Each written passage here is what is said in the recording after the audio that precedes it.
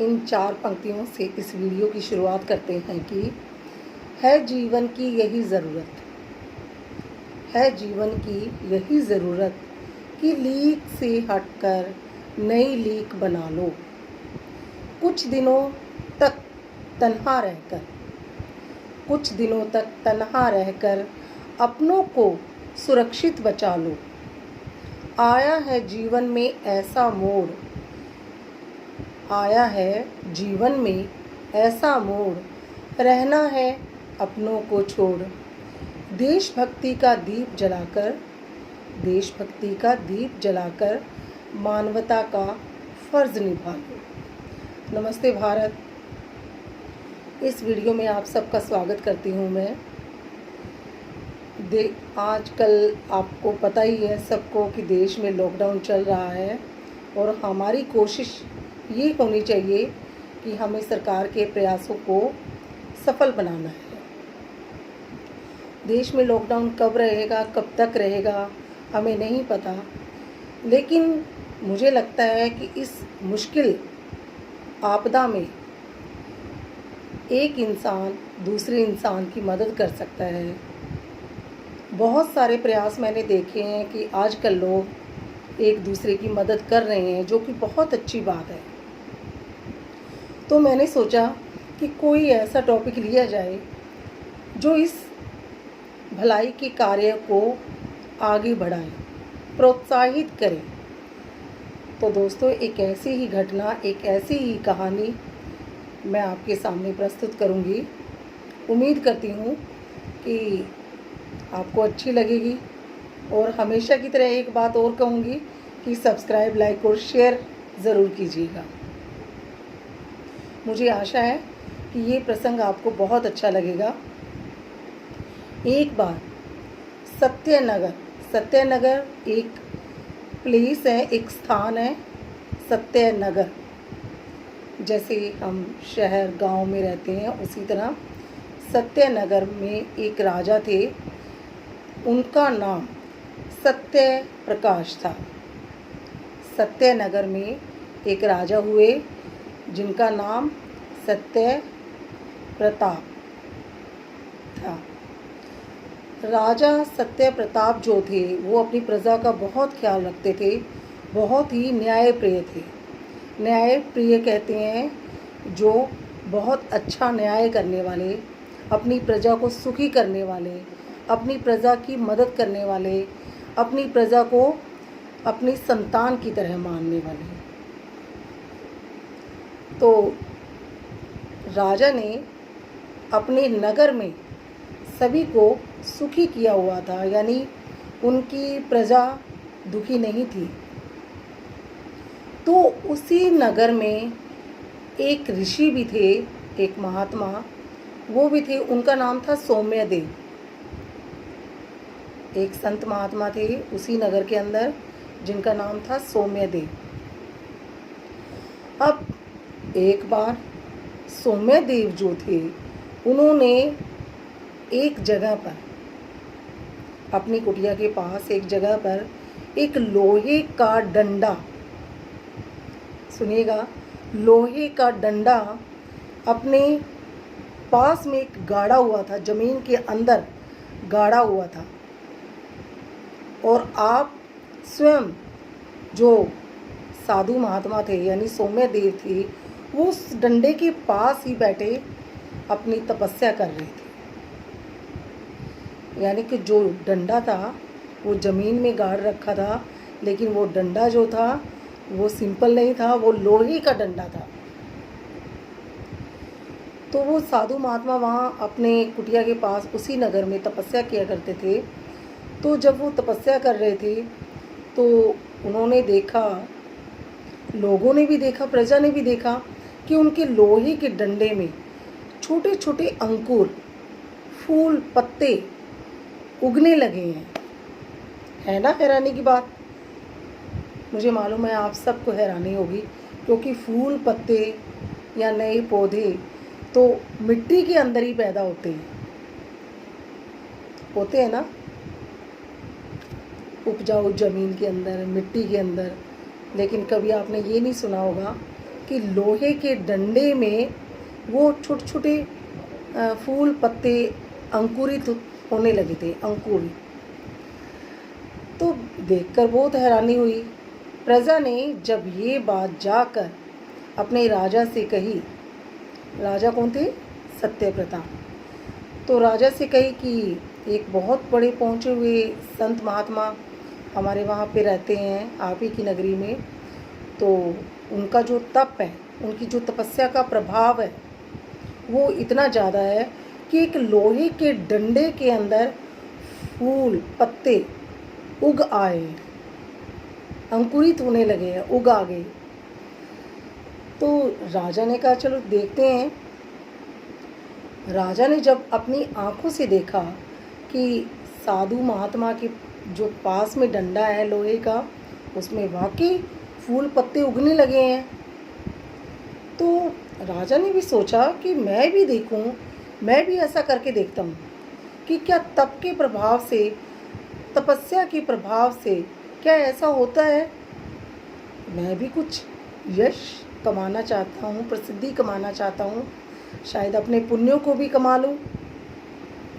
तो राजा ने क्या किया, वहीं पे साधु के पास ही, समीप ही, वहीं पर तपस्या करने की बात सोच ली। तपस्या करने लगे वहाँ पर, और उन्होंने भी साधु महात्मा की देखा देखी जो थी, एक लोहे का डंडा लिया और उसी तरह पास में ही जमीन पे गाड़ दिया, जैसे कि उस साधु महात्मा ने किया था, सौम्य देव ने। उसने कहा कि लोहे का डंडा उसने भी गाड़ा है तो मैं भी। राजा ने भी वहीं पर तपस्या करने का निश्चय किया और वहीं पर लोहे का डंडा गाड़ दिया। वो भी देखना चाहते थे कि वाकई ऐसा होता है। तो कुछ दिनों के बाद साधु सौम्यदेव और राजा जो सत्य प्रताप थे, दोनों तपस्या करने लगे यहीं पास में ही कुछ दूरी पर। जब वो तपस्या कर रहे थे, 2 दिन 3 दिन 4 दिन, बहुत सारे दिन बीत गए ऐसे। फिर कुछ दिनों के बाद अचानक मूसलाधार बारिश कहते हैं अब, एक भयंकर तूफान सा आना, प्राकृतिक आपदा जो होती है, भयंकर तूफान आया, मूसलाधार बारिश होने लगी। तो लेकिन मूसलाधार बारिश का ना तो साधु के ऊपर कोई असर हो रहा था, ना ही वहाँ पर बैठे जो राजा थे उन्होंने भी अपनी आंखें बंद की हुई थी, दोनों ने। तो दोनों अपनी तपस्या करने में मगन थे, तो उन्हें बारिश का भी कोई असर नहीं हो रहा था। तो उसी वक्त एक व्यक्ति, एक लड़का वहाँ पे आया, बारिश में भीगता हुआ, और वो सर्दी से काँप रहा था, ठिठुर रहा था, क्योंकि बारिश बहुत ज़ोर से हो रही थी, उसको सर्दी भी लग रही थी। तो उसने साधु महात्मा के पास कहा कि हे महात्मा, मुझे यहाँ पर कुछ ठहरने की कोई जगह बता दे। बहुत बार कहा, लेकिन साधु महात्मा ने तो सुना ही नहीं। फिर थोड़ी सी दूर में जो राजा जी बैठे हुए थे, सत्य प्रताप, वो सत्य प्रताप के पास गए। तो उनसे भी कहा कि महाराज, मुझे बहुत ठंड लग रही है, मुझे कोई ऐसी जगह बताओ जहाँ मैं शरण ले सकूं। लेकिन राजा जी ने भी कोई जवाब नहीं दिया। लेकिन जब बहुत देर तक, काफ़ी देर से बोल रहे थे वो लड़का, तो जब वो गिर गया बेहोश होकर, क्योंकि ठंड से ठिठुरने के साथ साथ वो लड़का जो था वो बारिश के अंदर इतना भीग गया था, काँप रहा था कि वो गिर पड़ा ज़ोर से। तो राजा ने देखा, अपनी आंखें खोल ली और उन्होंने फ़ौरन उस लड़के को अपनी गोद में उठाया और गोद में उठाकर वहाँ पर एक कुटिया सी थी, ठहरने की जगह, वहाँ पर लेके चले गए। और वहाँ पर जब वो लेके गए तो उन्होंने उस लड़के को वहाँ पर लिटाया और थोड़ी सी लकड़ियों को इधर उधर चुनकर उसमें उनके पास ही थोड़ी सी आग जलाई ताकि उस लड़के को थोड़ी सी गर्मी मिले, गर्माहट मिल जाए। तो देखा उसकी बहुत सारी सेवा करने लगे राजा जो थे। थोड़ी ही देर में उस लड़के को होश आ गया। तो राजा ने कुछ जड़ी बूटियाँ वो कूट पीस कर एक औषधि की तरह तैयार की और वो उस लड़के को खिलाई ताकि उसकी सर्दी थोड़ी सी कम हो जाए। मतलब पहले ज़माने में तो ऐसा ही होता था ना, जड़ी बूटियों से लोग इलाज किया करते थे।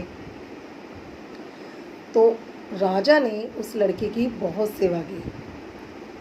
लेकिन जब बारिश ख़त्म हुई तो राजा और वो लड़का दोनों जब अब उस कुटिया से बाहर आए तो राजा जी क्या देखते हैं कि जो राजा जी ने जो लोहे का डंडा जो गाड़ा हुआ था ज़मीन पर, उस लोहे के डंडे पर ढेर सारे फूल, पत्ते और पौधे, मतलब वो इतने सारे पौधे, उनमें फूल पत्ते आ गए थे कि वो लोहे का डंडा जो था वो झुक गया था। और दूसरी तरफ जो साधु महात्मा ने, सौम्य देव जो साधु थे, उनका लोहे का डंडा जिनमें थोड़े थोड़े फूल पत्ते आए हुए थे पहले, वो सारे फूल पत्ते मुरझाए हुए थे। है ना, है हैरानी की बात। यानी कहने का मतलब कि राजा ने अपनी सेवा से, शुश्रूषा से राजा ने उस लड़के की इतनी सेवा की, उसे ये एहसास भी नहीं हुआ कि वो एक साधारण नागरिक है और वो एक राजा है। लेकिन मानव की जो सेवा की, उसी सेवा के प्रताप से वो तपस्या का जो प्रताप था वो भी कम हो गया, वो कम लगने लगा। और यही कारण था कि राजा ने जो लोहे का डंडा गाड़ा हुआ था, उस डंडे पर ढेर सारे पत्ते, फूल आने लगे, फूल पत्ते आ चुके थे। तो इस बात से क्या मैसेज मिलता है? यही मिलता है कि मानवता से बढ़कर कोई सेवा नहीं। मानव की सेवा करना ही एक सच्ची सेवा है, एक सच्ची तपस्या है, जो आजकल इस माहौल में, इस परिवेश में सही सार्थक होती है। क्योंकि देश में लॉकडाउन है, देश में चल रहा है ना, तो देश की जो माहौल आजकल जो चल रहे हैं, उस माहौल को देखते हुए हर इंसान को, हर किसी की मदद करनी चाहिए। क्योंकि हम अपने घरों में सेफ बैठे हैं, लेकिन कई लोग हैं जो मज़दूर वर्ग हैं और कुछ ऐसे लोग हैं जो सड़क पर रहते हैं, जिनको रोजी रोटी मिल ही नहीं रही है। और कुछ लोग अपने अथक प्रयासों से लोग सेवा भी कर रहे हैं। नो डाउट कई ऐसी समाज सेवी संस्थाएं, कुछ लोग अपने व्यक्तिगत रूप से भी बहुत से सेवा प्रदान कर रहे हैं। मैं ये नहीं कहती हूँ कि आप अकेले हो, सारा देश आपके साथ है। आप खुद, अब जैसे मान लो फॉर एग्ज़ाम्पल एक इंसान है, अब वो ठीक है, जब तक देश में लॉकडाउन है तब तक वो एक परिवार में एक वक्त का, कम से कम उस एक फैमिली को एक वक्त का खाना तो प्रोवाइड कर ही सकता है। मुझे लगता है ये कोशिश तो हर इंसान कर ही सकता है। एक परिवार, मतलब एक इंसान भी अगर वो अपने परिवार के साथ साथ किसी एक परिवार को भी उसकी भूख मिटा सकता है, उसको रोजी रोटी उपलब्ध करा सकता है, तो ये सेवा बहुत सच्ची होगी और यही सबसे बड़ी सेवा है जो कि मानवता की भलाई, इसे ही कहेंगे। मैं ये नहीं बोलती हूँ कि एक परिवार कोई 10 परिवारों को पाल ले, 10 परिवारों को खाना प्रोवाइड कर दे या खाना उपलब्ध करा दे, नहीं, शायद मुझे लगता है ये मुमकिन भी नहीं। समाज सेवी संस्थाएं तो बहुत से परिवारों को पाल रही हैं, बहुत से परिवारों का भरण पोषण करती होंगी, लेकिन कम से कम जैसे कि आप सोच के देखिए ना, जैसे एक परिवार जो आप अपने बच्चों को पाल रहे हो, कम से कम साथ में मान लो कोई ऐसा घर हो जिनके पास खाना है नहीं, कम से कम एक वक्त की रोटी का इंतज़ाम तो वो परिवार कर ही सकता है ना, एक सिंगल फैमिली। मतलब बहुत बड़ी सोच है ये, अगर करें तो। और फिर भारत की भूमि में है ही एक ऐसा असर बहुत है इस बात का, आध्यात्मिक हमारी संस्कृति है यहाँ पर, कि हम अगर चाहें ना तो बहुत कुछ कर सकते हैं। हमारे देश की भूमि ही ऐसी है जहाँ से बाहर से लोगों को भी यहाँ पर शरण मिल जाती है। तो आज यही वक्त आया है कि एक इंसान दूसरे इंसान की भलाई कर सकता है वो। और मुझे लगता है तो घर में रह रहे हैं, सेफ हैं अपने घर में, और हमें भी रहना चाहिए, आपको भी रहना चाहिए, क्योंकि तभी तो हम कोरोना वायरस की ये जो महामारी है उसी की चैन जो है ना, ये श्रृंखला है, उसको तोड़ने का प्रयास किया जा रहा है हमारी गवर्नमेंट की तरफ से। इस बात को समझना होगा हमें। अपने साथ साथ हमें दूसरों की रोजी रोटी का भी अगर हो सके तो कम से कम एक परिवार को भरण पोषण करना ही चाहिए। यही एक सच्ची मानवता की सेवा होगी। और फिर से अगले नेक्स्ट वीडियो में मिलते हैं। नमस्कार।